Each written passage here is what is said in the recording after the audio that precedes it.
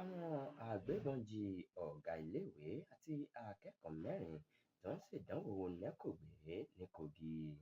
Àwọn agbébọn ti jí alákòóso iléèwé kan, òṣìṣẹ́ àjọ NECO àti akẹ́kọ̀ọ́ mẹ́rin tí wọ́n ń kọ ìdánwò National Examination Council lọ́wọ́ ní iléèwé Government Secondary School tó wà ní odò Ẹ̀kínà ní agbègbè ìjọba ìbílẹ̀ Dèkínà nípínlẹ̀ Kogi. Ìṣẹ̀lẹ̀ náà wáyé ní ọjọ́ Ìṣẹ́gun Túsídéé tí ṣe ọjọ́ 14 oṣù keje ọdún 2026 ní nǹkan bíi aago 5 kọjá ìṣẹ́jú 15 ìrọ̀lẹ́ nígbà táwọn akẹ́kọ̀ọ́ ń kọ ìdánwò lọ́wọ́ tí àwọn agbébọn sì ya wọ ilé ìwé náà. Nínú àtẹ̀jáde tí agbẹnusọ fún iléeṣẹ́ ọlọ́pàá ìpínlẹ̀ Kogi, ASP Salisu Oyiza fi síta ní ọjọ́rú Wẹ́sídẹ̀ẹ́, ó ní lásìkò ìṣẹ̀lẹ̀ náà àwọn akẹ́kọ̀ọ́ mẹ́rin, alákòóso iléèwé àti òṣìṣẹ́ àjọ NECO kan ní àwọn agbébọn jí gbé. Lẹ́sẹ̀kẹsẹ̀ tí a gbọ́ ní àwọn ọlọ́pàá pẹ̀lú àwọn àjọ ẹ̀ṣọ́ aláàbò mìíràn bẹ̀rẹ̀ ìwádìí àti akitiyan láti gba àwọn èèyàn ọ̀hún sílẹ̀.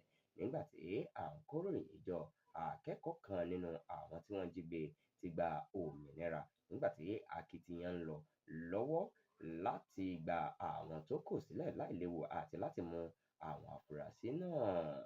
Oyiza tún sọ pé kọmíṣánná ọlọ́pàá nípínlẹ̀ Kogi, Nasiru Kankarofi, Brigade Commander àti olùdámọ̀ràn fún gómìnà lórí ètò ààbò ti lọ sí ibi ìṣẹ̀lẹ̀ náà láti ṣe àyẹ̀wò síbẹ̀.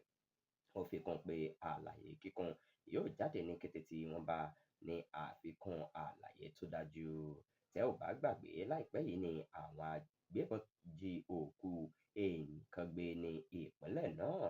Òkú náà jẹ́ ti Augustine Ikwe, òṣìṣẹ́ àjọ ẹ̀ṣọ́ ojú pópó Federal Road Safety Corps tó kú ní Lọ́kọ́jà tí wọ́n sì ń gbé òkú rẹ̀ lọ sí Otukpo ní ìpínlẹ̀ Benue fún ètò ìsìnkú.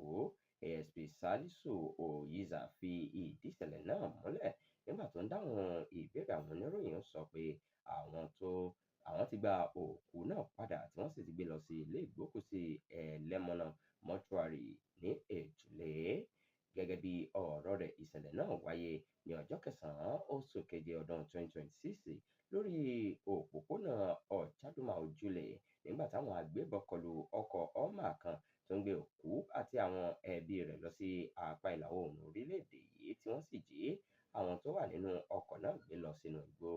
Ó ní lẹ́sẹ̀kẹsẹ̀ tí wọ́n gbọ́ ìròyìn náà, àwọn ọlọ́pàá papọ̀ mọ́ àwọn ọmọọṣẹ́ iléeṣẹ́ ológun Vigilante Group of Nigeria àti àwọn ọmọ ètò community policing sáré dé ibi ìṣẹ̀lẹ̀ náà, wọ́n sì bẹ̀rẹ̀ iṣẹ́ ìwádìí inú igbó.